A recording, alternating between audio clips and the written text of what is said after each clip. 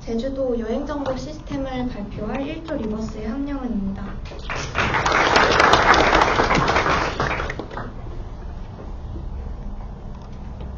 프로젝트 구상 배경과 아이디어 구체화 과정입니다.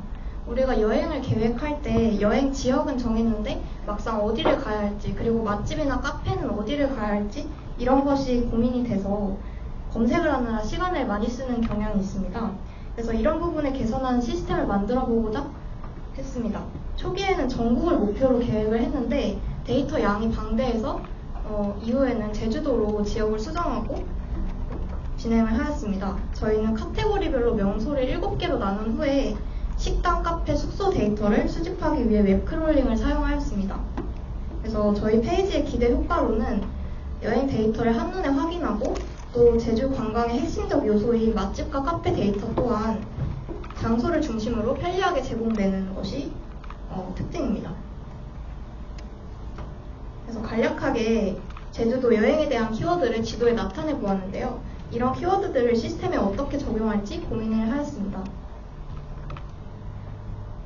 저희 시스템의 플로우 차트에 대해 설명드리면 먼저 사용자 페이지 요청이 들어올 때 플라스크 서버 라우팅으로 메인 페이지가 렌더링 되고 이후에 명소 카테고리를 메인 페이지에 선택하게 되면 상세 페이지로 넘어가서 날씨 정보가 크롤링이 돼서 가져오고 그다음 여행 정보가 상세 페이지에 표시가 되게 됩니다. 그다음 시스템 아키텍처를 설명을 드리면 사용자가 웹사이트를 통해서 제주도 여행지 정보를 조회할 때 서버에서 요청을 받아서 반환을 하고 또 CSV 파일이 데이터베이스 역할을 수행합니다. 그리고 구글 클라우드 API를 활용해서 위치 정보를 수집해오고 크롤링으로 제주도의 실시간 날씨도 조회할 수 있습니다.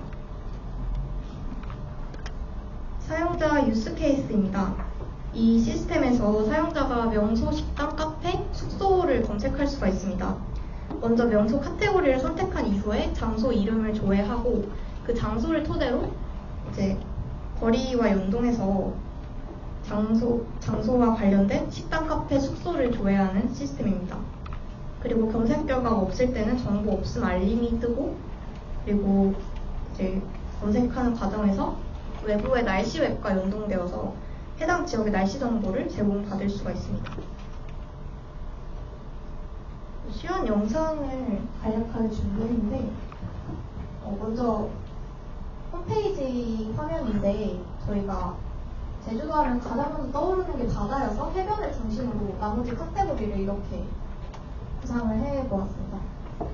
홈페이지에서 이제 각 카테고리 이걸 클릭하게 되면은 세부 페이지로 이동을 할 수 있는데요.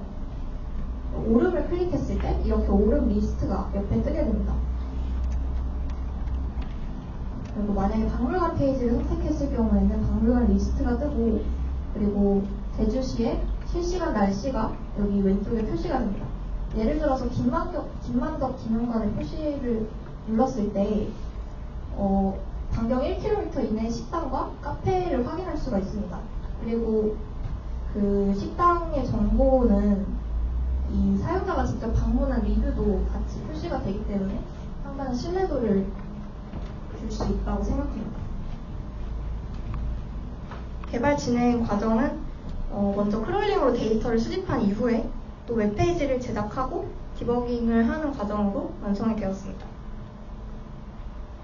장소 데이터를 수집한 과정은 명소와 관련된 데이터를 수집하기 위한 함수를 만들어서 장소 이름, 별점, 정보나 영업시간 같은 것을 수집하는 기능을 수행하고 있습니다. 맛집, 카페, 숙소의 경우에는 이 원하는 별점과 리뷰 개수를 충족하는 장소만 수집하는 기능을 추가했고 이 함수들을 정의한 파일을 임포트해서 사용했습니다. 그 다음 거리 데이터를 수집하는 과정입니다. 앞에서 수집한 명소에서 1km 이내에 있는 맛집, 카페, 숙소를 추출하기 위해 거리 데이터를 수집하는 함수를 사용하였고 구글 클라우드 API 키를 발급받아서 위도 경도를 먼저 저장한 후에 절대거리를 계산하는 함수를 작성하고 그 반경 1km 이내에 있는 맛집, 카페, 숙소를 리스트업합니다. 그 이후에 네이버 지도 길찾기 기능을 통해서 크롤링을 통해서 도보거리와 소요시간을 계산하였습니다. 그래서 크롤링이 진행되는 과정을 담은 영상입니다. 넘어가겠습니다. 다음은 날씨 정보를 실시간으로 업데이트해주는 함수인데, 저희는 웨더뉴스 앱이라는 것을 활용해서 날씨를 실시간으로 가져왔습니다. 그래서 이 날씨들이 이제 오늘부터 향후 10일간의 데이터를 수집을 해서 웹페이지에 오른쪽 아래와 같은 형태로 테이블로 출력되도록 제작하였습니다. 저희가 크롤링 과정에서 문제가 발생한 것이 크게 두 가지가 있었는데, 첫 번째는 광고입니다. 그래서 구글에서 장소를 검색할 때 목록에 광고가 게시되는 경우가 있는데, 장소와 상관없는 데이터가 추출되는 상황이 계속해서 발생했습니다. 저희는 이 문제를 해결하기 위해서 그 장소 목록에서 스폰서 클래스를 찾아서 그 클래스 개수만큼 요소를 삭제하였고, 그 장소 클래스의 요소를 삭제하고, 그 다음 여기서도 걸러지지 않은 것을 걸기 위해 try except 문을 사용해서 데이터를 수집하지 않도록 했습니다. 그 다음 정확하지 않은 데이터 값인데요. 사계해변과 월정리해변을 검색을 했을 때 사계해변의 경우에는 주소가 나오는데 월정리는 나오지가 않습니다. 저희는 거리를 계산할 때 주소를 기반으로 검색을 했기 때문에 이것이 문제가 되었는데요. 이것을 해결하기 위해서 해당 데이터의 행을 추출해서 그 다른 웹에서 재검색을 하는 방식을 했습니다. 그래서 주소를 플레이스로 먼저 저장을 하고 이후에 그 동일한 플레이스가 동일한 행을 찾아서 다시 크롤링을 하는 방식으로 정확성을 향상하였습니다.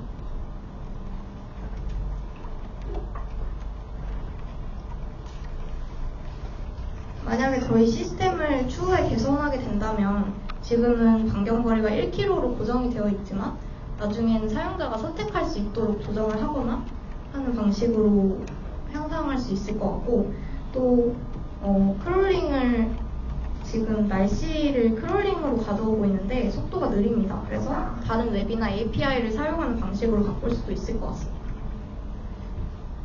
저희가 준비한 발표는 여기까지고 팀원 소개로